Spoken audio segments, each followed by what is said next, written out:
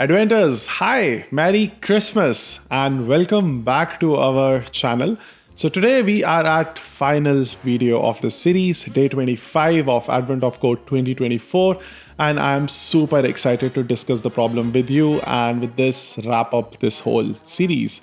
And if you are new here, check out our playlist for day 1 to day 24, where we discuss like behind the scenes of a problem and how to analyze the puzzle and understand the core logic that you need to solve before you even start to write some code.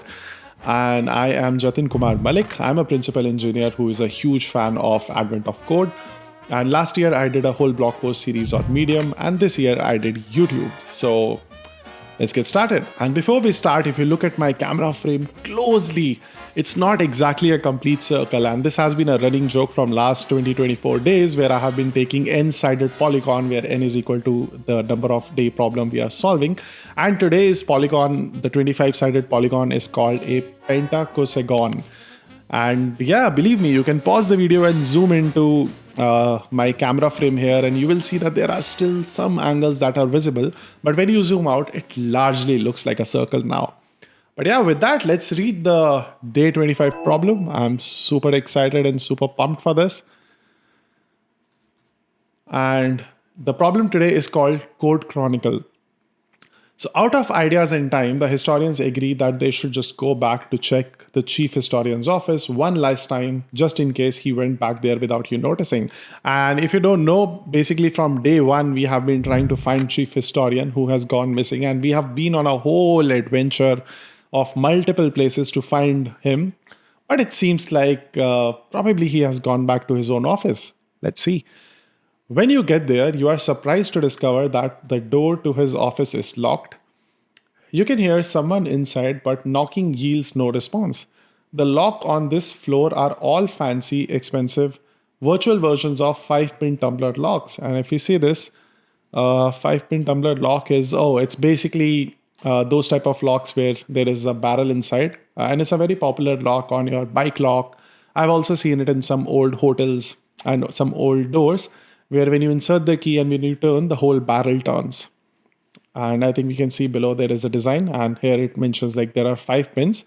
And when you enter the key, the pins has to align to a key, and then when you turn, the whole barrel turns, thus unlocking the lock.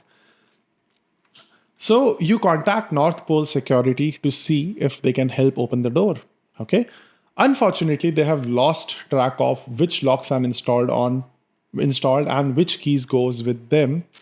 I see where this is going. So the best they can do is to send over the schematics of every lock and every key for the floor that you're on. That is our puzzle input. So writing things down, it seems like we are given a bunch of 5-pin tumbler locks. And our puzzle input is the schematics of every lock and every key. Schematics of every lock and every key, assuming this is N and this is M. So let's read on. The schematics are in a cryptic file format, but they do contain manufacturer information, so you look up to their support number. Our virtual 5-pin tumbler product, that's the most expensive model. Way more secure than, and then you explain that you need to open a door and you don't have a lot of time to hear all the marketing BS. Well, you cannot know whether a key opens a lock without actually trying the key in the lock. That is true, due to quantum hidden variables, I'm sure. But you can rule out some of the key lock combinations. The virtual system is complicated, but part of it really is a crude simulation of a 5-pin tumbler lock, mostly for marketing reasons. If you look at the schematics, you can figure out whether a key could possibly fit in a lock.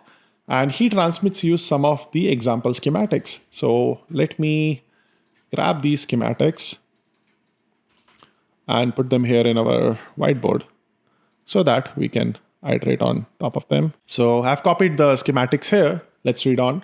The locks are schematic that have the top rows filled with hash or the pound sign, and the bottom row empty, mentioned with a dot or a period sign. The keys have the top row empty and the bottom row filled. So if you look closely, you will see that each schematic is actually a set of column of various heights, either extending downward from the top for locks or upward from the bottom for keys. So let's use a different color for each. For lock, I would use the red color, and for keys, let's use the green color to explain this. So let's read again. So the schematics that have top row filled and this are locks. So clearly this is a lock. This is also a lock. And the ones which have bottom rows filled are the keys. So clearly these three here are the keys because they are extending from bottom and the locks are extending from top. That makes sense. And for locks, those are the pins themselves, but you can convert the pins in schematics to the list of height, one per column. For keys, the columns make up the shape of key where it aligns with the pin. And those can also be converted to a list of heights. Oh, very interesting. So it's basically like I was showing you the example in the Wikipedia, right? Where you have a key which has some bunch of notches and then you have some pins which also forms a pattern. And I think when they fit together, the barrel is able to turn. So it says the same thing, that you can convert the pins in schematics to a list of heights, one per column. And for keys, the columns make up the shape of the key where it aligns with the pin. So you could say the first lock has the pin heights and they have converted that. So let's do a dry run and see. So we are talking about this example and it's saying that we can write this up as the heights. So this is following the standard grid format. So 0, 1, 2, 3, 4, 5, 6, 7. And then similarly here. And it's saying that we can convert this into 0, 5, 3, 4, 3. So if you see starting from 0, we have 0 here and then 0, 1, 2, 3, 4, 5 and 5 and then 0, 1, 2, 3, 0, 1, 2, 3, 4 and then 0, 1, 2, 3, which is correct. So this is a representation of this grid as like this. And similarly, we have a key here. If I take our green marker, we can represent this here as, if you count again from there, so 0, 1, 2, 3, 4, 5, and then we are given here 5, 0, 2, 1, 3, similarly. And these seems like they should fit together in the first 4 columns and the pins and keys don't overlap. However, this key cannot be for this lock. In the rightmost column, the lock's pin overlap with the key, which you know because in that column the sum of lock and key height is more than the available space. So if you see this example and this example, it is clearly mentioning that there will be a conflict when you try to add them together because the key height is more than the available space. And this might be a little confusing, but there is a very simple way of looking at this. So let's try to visualize this to explain it in a better way. So we have a lock here and the locks I'm representing by the red sign. And let's see if we can use a font that is a little wider. Okay, I think actually this is better. And let's take the key and I put the key here and let's put that with a green. So essentially all we are simulating is we are taking this lock and we are taking this key and we are trying to overlap them to see if it fits or not. And you can clearly see that there is a conflict happening here where there is a hash sign over a hash sign or a green hash sign that is overlapping our red hash sign or the pound sign. And this means that this key will not fit. And the idea is it doesn't have to be, it seems like it doesn't have to be a perfect fit, but let me check. So anyway, you can narrow down the keys. You would need to try by just testing each key with each lock. So basically it's a combination of trying out each key with each lock. So you can already see in my head, I'm trying to calculate the space and time complexities, but let's not get ahead of ourselves. And which means that you would have to check, wait, you have how many locks? But the only installation that size is at north and you disconnect the call. We don't want them to know that we are at the North Pole, saving the Christmas. And in this example, converting both the locks to pin heights produces this. So we are still talking about this example. And if we convert both the locks, it gets to this value 05343, which was the first lock. And the second lock that is right here becomes 12053. And similarly, converting all the 3 keys to the height produces this list, which is basically 3 keys that are there. And then you can try every key with every lock. So if we are given Yeah, so if you have two locks and you have three keys, and since the order of combinations does not matter, in total, we have total 6 cases. And because we can just check in any random order, it doesn't matter.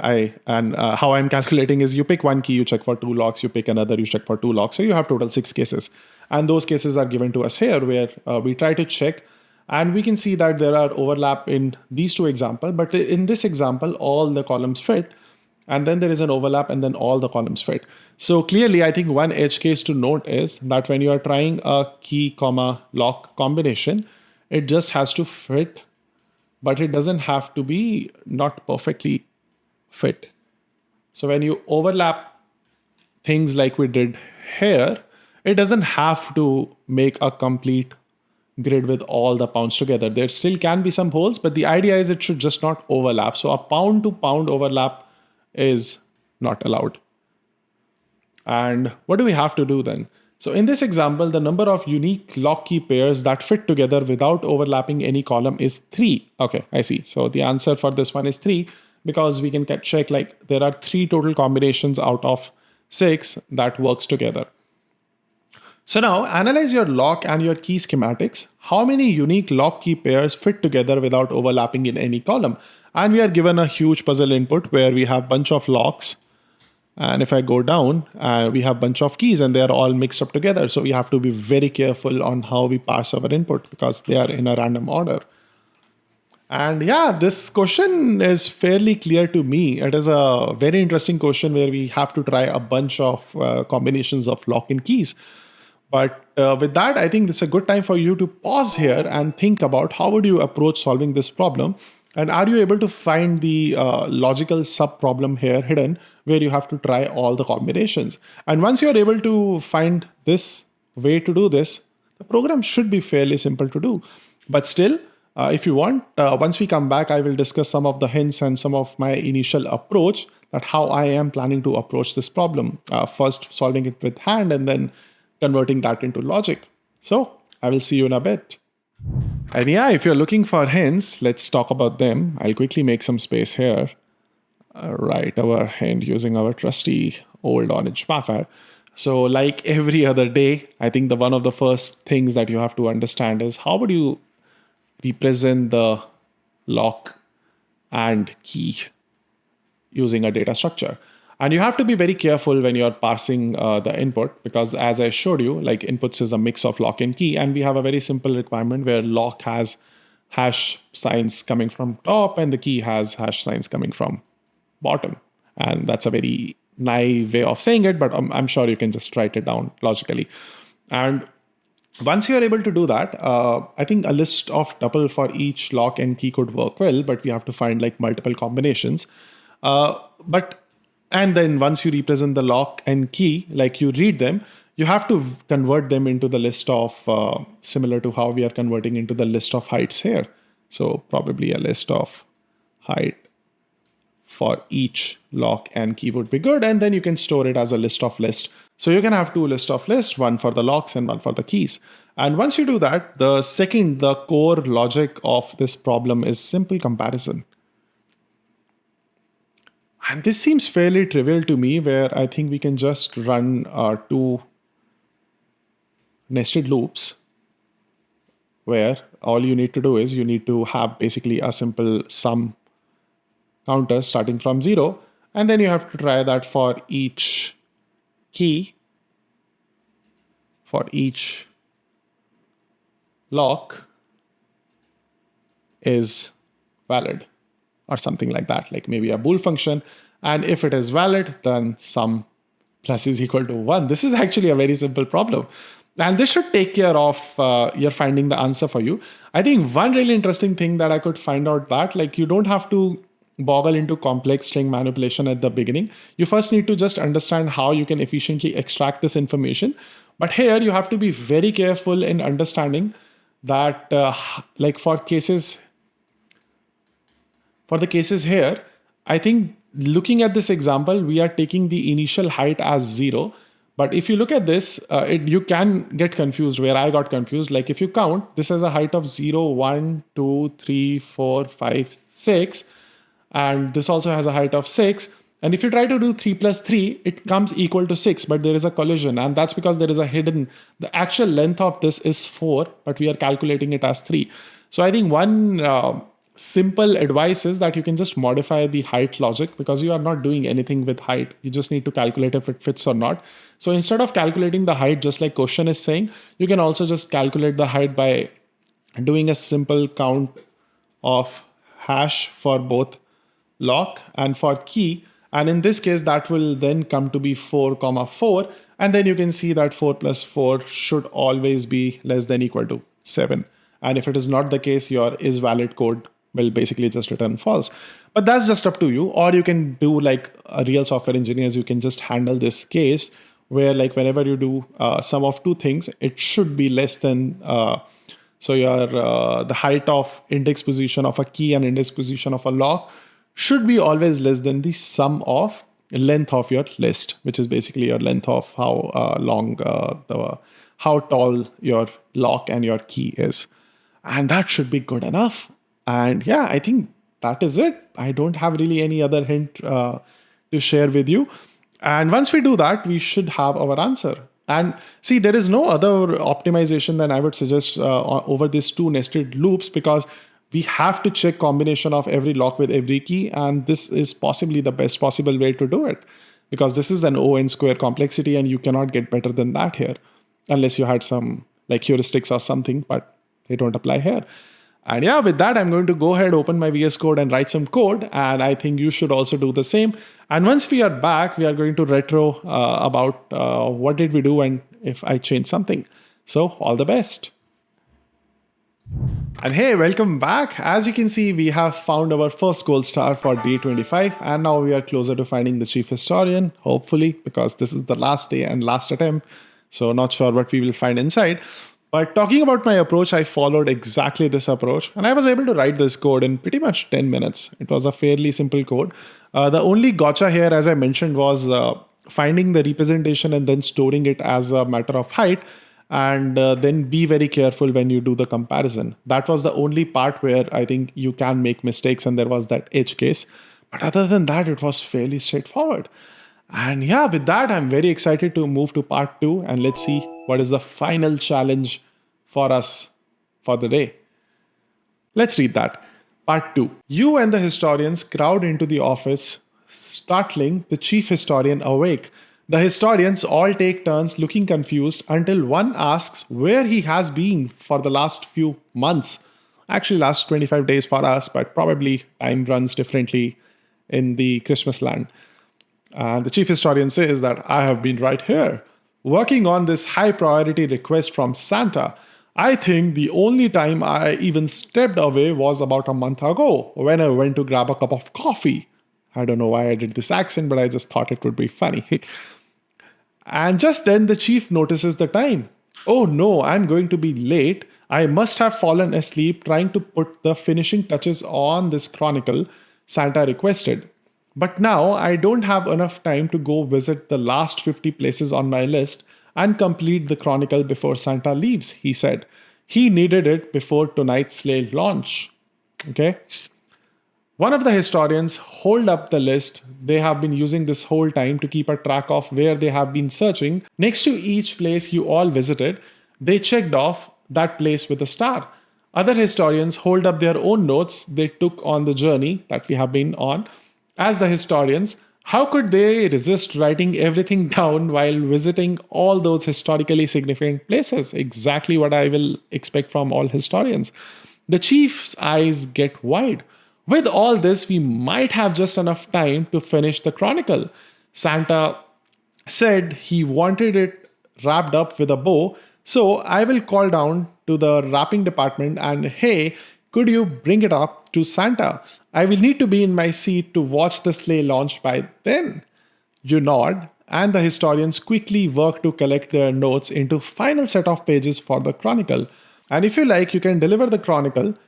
Both parts of this puzzle are complete. They provide 2 gold stars.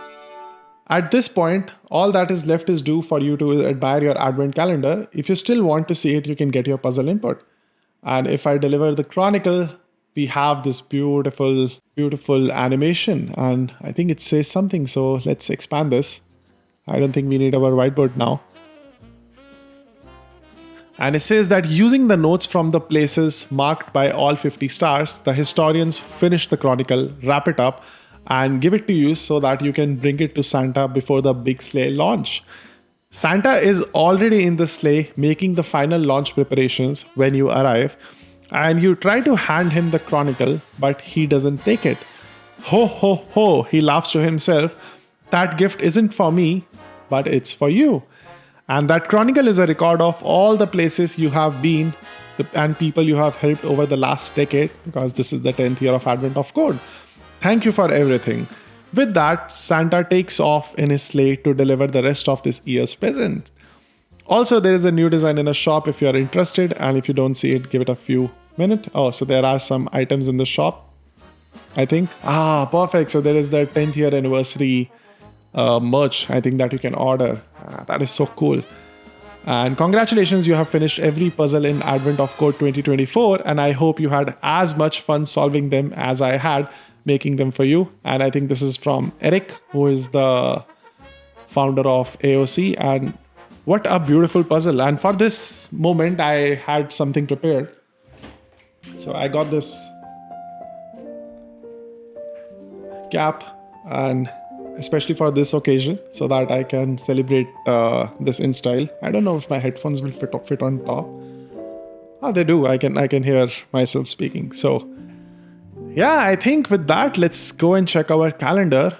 And beautiful, we can see this beautiful animations, and I think there will be probably some Easter eggs here. I can see there is a train going on here, and there are a bunch of crackers going on here, and then there are some, I think, signals that are going. There is a volcano, and I think a lot of other things. And then we see the message AOC 10 years here. There is some snow going on. There is that Christmas tree that we found during our image generation puzzle. And I think there is something going on here as well, which I'm not sure. But fun. This has been so much fun. And with this, we have completed our series of AOC 2024. And this was a really fun ride. And believe me when I say it, it involved multiple nights of no sleep for me. Because I think for first 15-20 days, I was just competing really quickly, waiting for the clock to strike 11 o'clock in my time in Chicago, and then quickly get to the problem. And I think rather than just solving the problems and learning the new programming constructs, where we worked on variety of different data structures and algorithms, I think it was really fun for me to learn video editing as well. I think, and that is one skill I always had like little bit of, but I think learning how to use OBS, learning how to use DaVinci, Premiere Pro, how to stitch these clips together and make for like a viewable video. And I think these videos have been really long. If you see my day 1 to day 24 playlist here, and hopefully with this, I think 25 playlist here, you would notice that the sum of the videos are as long as 50 minutes. And I hope they are able to add some value if you have made it to this end, and probably it will feel to a viewer that I am there solving a problem with them. So instead of feeling like just like a lecture or a video they are watching, I try to make it a bit more interactive. But yeah, with this, I'm curious to hear your feedback in comments below. That how did you find AOC 2024? Were you able to solve all the problems or not? And if you have any specific feedback for this series or for me in the way how I speak or how I present or like how I did the problems, I would be really happy to receive that. But with that, I think we are at end of this beautiful series. And yeah, I have a lot of videos in pipeline. Like now that I have a YouTube channel that I was planning to start from a while, I have a few videos in pipelines where I want to discuss a bit more about my career. I have been working in this industry from last 15 years, and I'm on an IC, individual contributor path. And I have some videos in pipeline where I want to discuss a bit more about how to think about your career at software engineering, especially when you hit that 7 to 10 year mark, where there is two paths in front of you, where you can either pick up a management ladder or an IC ladder. And especially how does that change with these all new inventions of different LLMs, and code writing becoming more and more trivial and commoditized every day. And that's something I think you will find very interesting. So yeah, please subscribe so that you don't miss these videos. And with that, I will see you in the next video. It was fun, and you take care. All the best. Bye-bye.